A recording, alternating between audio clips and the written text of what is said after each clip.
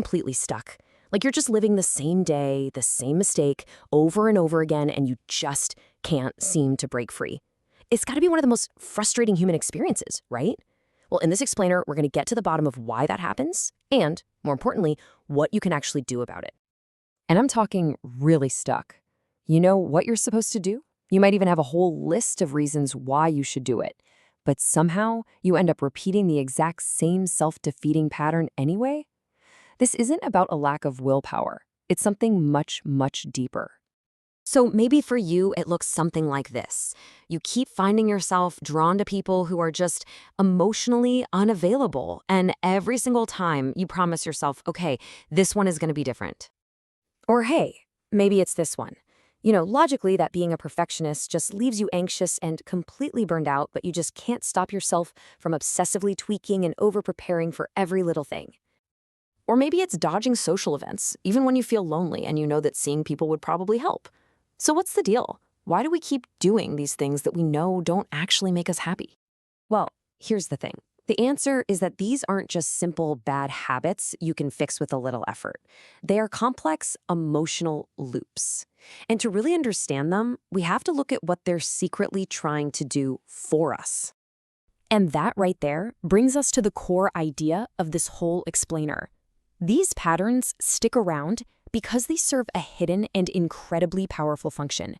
They protect your sense of who you are. Okay, so look at this. A simple habit, like your morning coffee, that's just a basic cue, routine, reward cycle. Pretty straightforward. But an emotional loop? Whoa, that is a totally different animal. It's this whole chain reaction. It starts with a trigger, that sparks an emotion, which leads to your interpretation. That drives your behavior, and here's the kicker. That last step reinforces your core identity.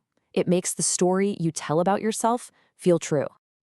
And this really just hits the nail on the head. You can't muscle your way out of these things. You can't just force a change. The real key is to get curious and ask yourself, what belief about me is this whole pattern trying to keep in place? So the loop isn't there because it feels good. In fact, it usually feels pretty awful. It's there because it feels familiar. Breaking the pattern, even for something way better, feels unpredictable. And to our brains, that unpredictability feels like a threat to our very sense of self. It's a weird kind of identity safety blanket. Now let's dive into the science for a second, because this preference for the familiar isn't just some psychological quirk. Nope. It is deeply, deeply wired into our brains. You see, our brains are basically prediction machines. Their number one job, above all else, is to guess what's coming next so it can keep us safe. And here's the absolutely wild part. Your brain gets a little neurological reward when it predicts something correctly, even if that prediction is negative. It literally prefers the comfort of being right over the uncertainty of being happy. This is exactly why we so often choose a familiar pain over an unfamiliar possibility. That pain, it's known. It's predictable, and on a deep subconscious level, that feels safe. A new, healthy way of being might be amazing, but it's unpredictable, and our brain immediately flags that as dangerous. Okay, so we've talked about the why. Now let's get really practical and break down the how. What are the actual mechanics of an emotional loop when it's playing out in real time? So every single emotional loop follows these 5 stages. It all starts with a trigger that leads to an immediate emotion. That feeling then gets an interpretation, which in turn drives a behavior. And finally, the outcome provides the reinforcement for the whole cycle to start again. Let's see it in action. All right, let's walk through this I am incompetent loop. The trigger. Your manager asks you to present at a meeting. Bam. The immediate emotion isn't rational. It's a sudden spike of anxiety and shame. Your brain's interpretation is automatic. I'm gonna fail. Everyone will finally see I'm a fraud. The resulting behavior? You either procrastinate or you over-prepare obsessively. And now for the genius part, the reinforcement. No matter what happens, the loop finds a way to win. If you do great, you just tell yourself, phew, that was pure luck. If you stumble even a little, it proves you were incompetent all along. See? The loop always confirms the belief.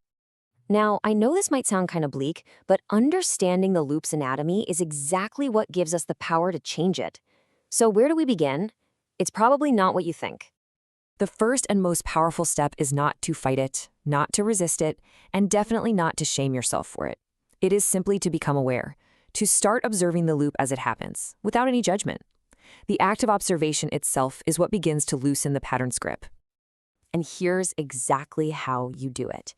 You start tracking the pattern like a detective. What was that specific trigger? Can you name the main emotion you felt?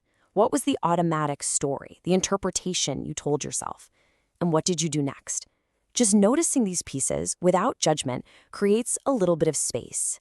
And in that space, that's where choice finally becomes possible. So, as we close this out, I'm going to leave you with this question.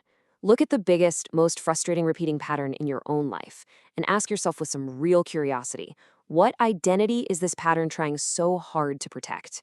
The answer to that question, well, it isn't the end of the work, but it is, without a doubt, the beginning of real change.